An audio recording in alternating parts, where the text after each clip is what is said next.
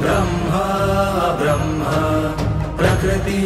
पुरुषरूपां विश्वरूपां सदसदस्वरूपां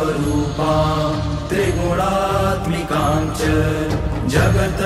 प्रसूतां अजानजाम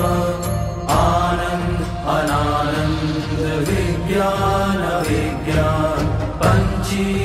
पंचीकृत पंचभूतां जगत स्वरूपां वेद वेद